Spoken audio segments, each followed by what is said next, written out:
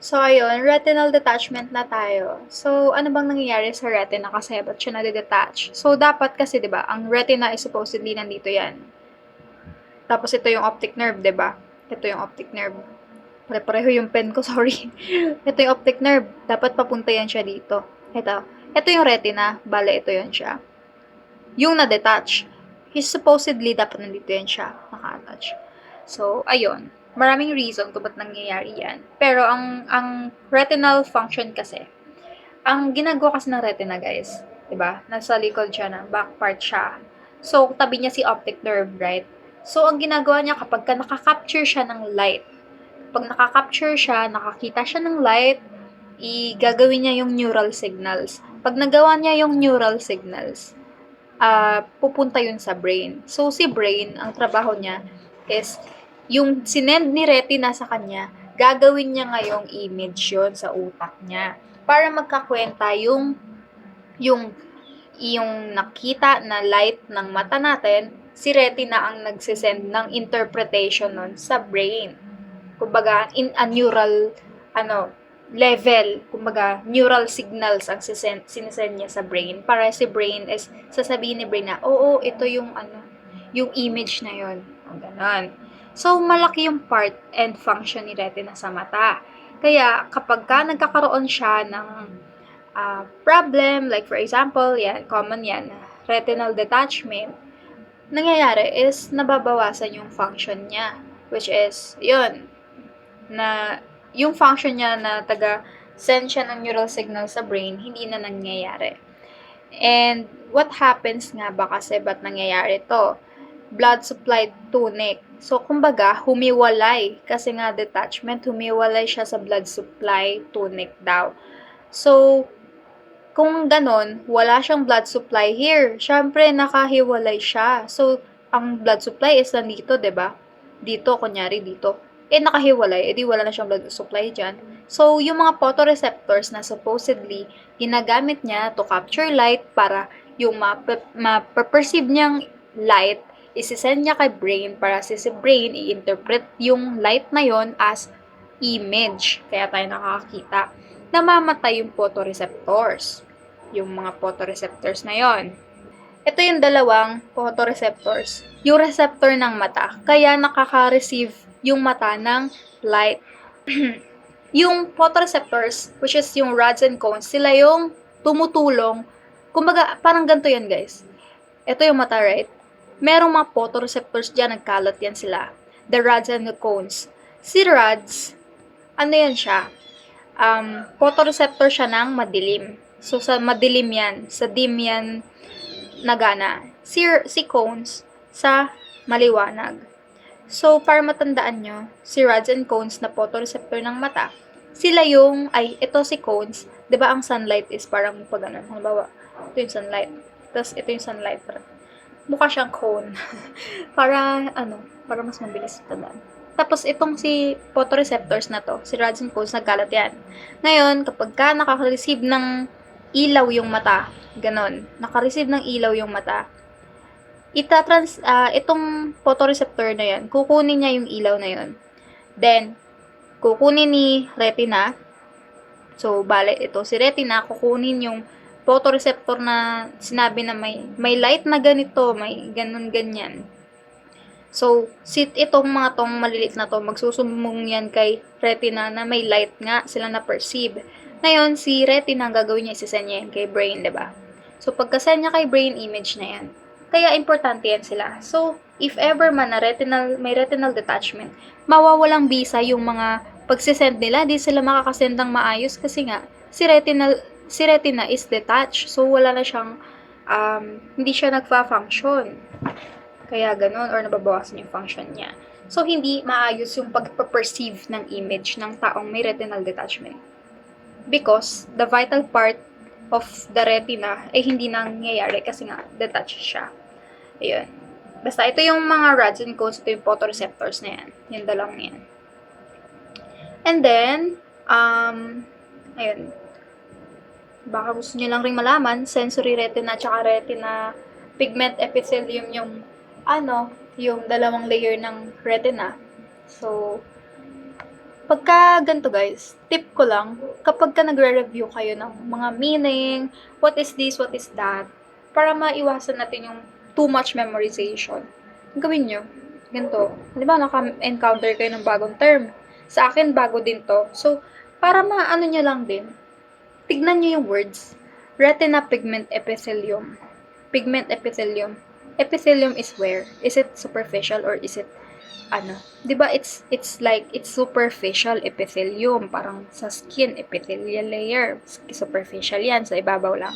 Pag sa sensory, it has something to do with sa sense. Ganon. So, ganon na siya. Anyway, ganon yung ano ko. I hope it makes sense. Kasi ganun lang yung ginagawa ko pag nagra-rush ako.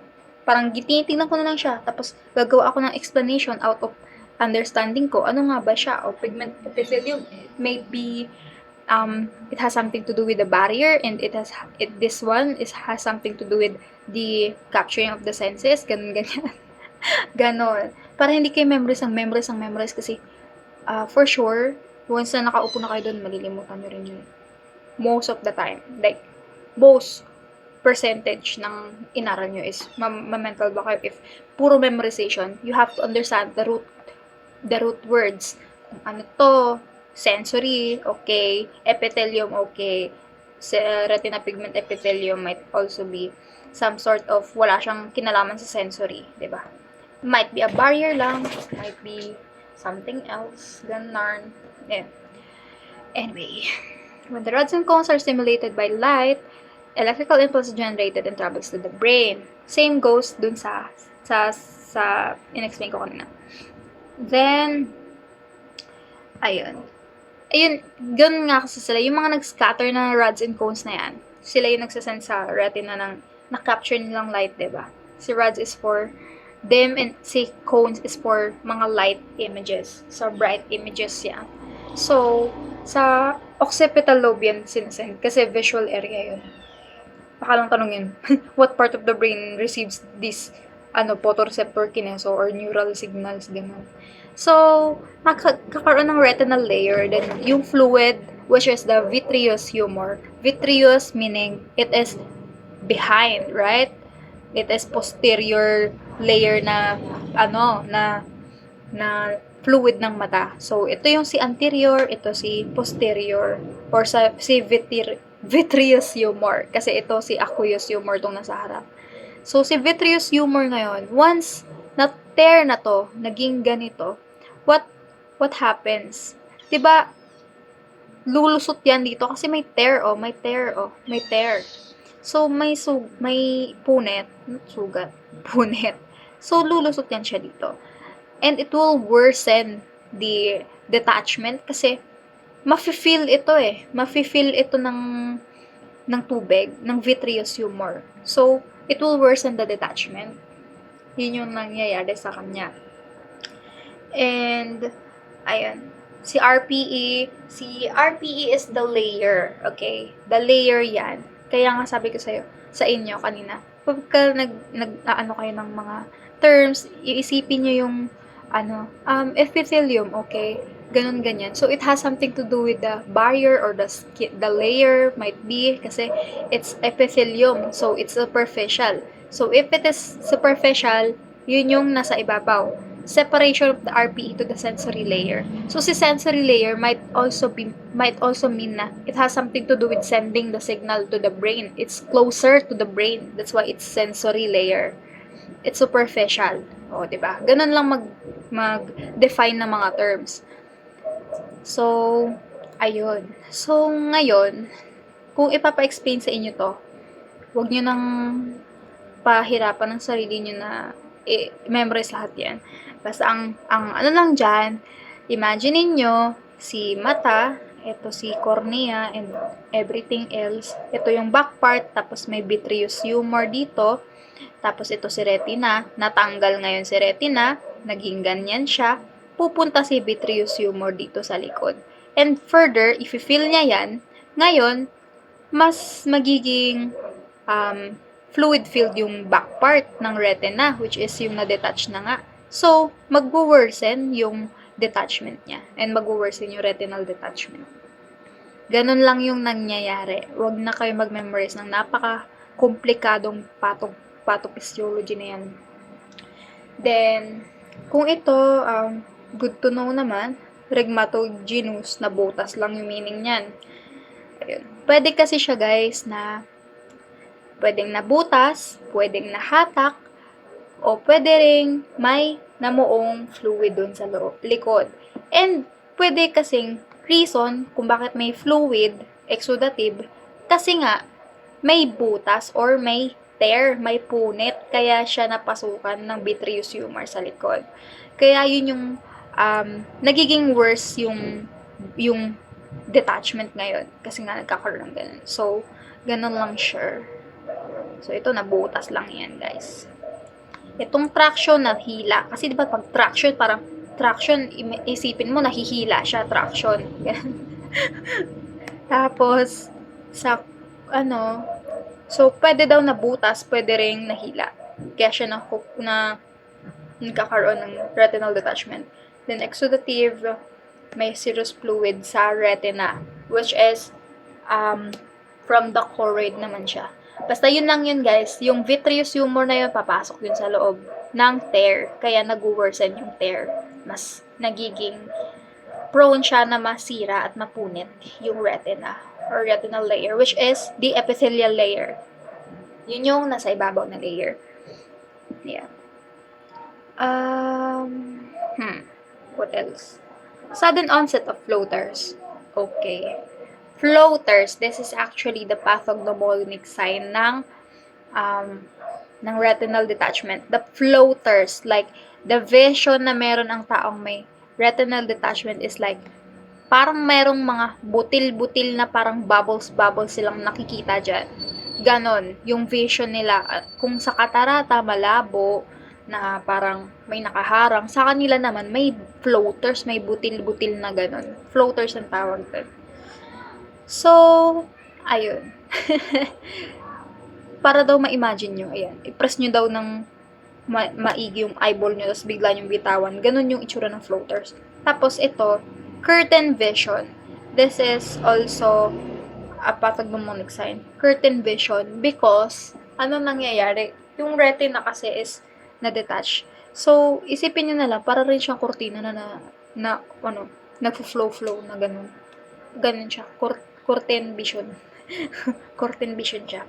Then, cobwebs, it is actually another term for like, parang may webs silang nakikita. Parang rin siyang floaters. So, other cute term lang siya, cobwebs. Pero, most of the time, tinatanong din niya. I think. Bright flashing lights. Ayun. Basta ito lang ang dalawang to. Sudden onset of floaters, tapos may curtain vision. That's the pathognomonic sign ng retinal detachment. Ayun. Yun lang din yung sinabi ko kanina, guys. Once na feel na siya, na-feel na yung ng fluid ng vitreous humor, yung likod ng retina na ano natin, na detach, mas mag-worsen yung detachment niya. Ganun lang din yung nangyayari dito sa pathophysiology na napakahaba na yan. And the diagnostic procedures, visual acuity, Snellen chart yan. Basta pag visual acuity ang usapan, tinitignan kung gaano kalinaw yung nakikita ng tao. Then, dilated fundus exam. Fundus kasi ina-examine sa slit lamp. Okay daw. Cute na mga terms na mga notes ko dito yun. Ayun. So, by the way guys, you can avail my PNL eReviewer Plus tracker. Your review made easy for 99 pesos only, with specific chapters and exams included. All you have to do is to study. Just send a PM to avail the discounted price for my TikTok and YouTube followers. Happy studying, nurses! So, pagka sa fundus exam, sa slit lamp daw yon. Slit lamp is yung may parang, diba? Yung may makikita kayong bahay sa gitna. Slit lamp yun eh. Ophthalmoscope and slit lamp biomicroscopy. So, ayun lang naman siya. So, pwede rin angiography, titignan, angiography is, basta angio is blood vessels. Graphy, it means visualization. Kaya, visualization of blood vessels na nasa mata. Makikita nila kung ano yung nangyari. Makakonfirm nila yan na, opo, may ano pala, retinal detachment po. Kasi pipicturean daw yan. Ayan. Fluorescein angiography. Makikita yung scatter ng blood vessels kasi nga natanggal siya, nagkasugat, nagka-traction, nahila siya, or nabutas siya. So, magkakaroon ng blood vessel injury din doon. Kaya sila nagpo-fluorescein angiography. Ayun. So, ito naman yung surgical management sa kanya. Sa scleral buckle, it's like lalagyan lang siya ng parang belt sa eyeball. Imagine, the belt is put in the eyeball. Para siyang naka-belt. So, ganito yung itsura niya, guys. By the way, this is another term. Scleral buckling or buckle. So, para siyang ganito is ganyan. Literal na ganyan. Para siyang may sinturon.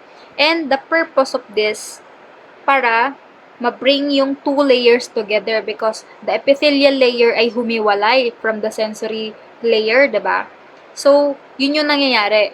Naghiwalay sila. So, ito si retinal layer, si epithelial layer rather. Tapos, andito si sensory layer. Humiwalay siya ngayon. So, ang nangyari sa kanya is naging ganito. So, para madikit yan silang dalawa, scleral buckle yan. Ayun. Then, sa pars plana vitrectomy. Okay. Vitrectomy. Ectomy. It is removal. Vitrectomy. So, meaning, you're removing something, which is the vitter or vitreous humor. It simply means removal of vitreous humor. So, merong pumasok na tubig, right? Sa likod. Once na-detach to, this one, pag na-detach yan, may papasok na tubig dito, which is the vitreous humor. Tatanggalin yon para hindi mag-worsen yung retinal detachment. So, ganyan siya. Yung incision niya is 1 to 4 millimeters daw. Tapos, pars plana yung ginamit nila, yung gagamitin. Pars plana yung tawag. Tapos, ayun lang naman. So, bale, ganyan siya. So, talagang eye surgery siya, guys. Talagang bubuksan at bubuksan yung para matanggal yung loob. Pero, more on, naman siya. Ayun, Ayan. Then, pneumatic retinopexy. A detached retina by sealing retinal breaks. Okay? So, i-repair yung retinal breaks. Kasi nga may na-detach. So, ibabalik lang siya doon. Ganun.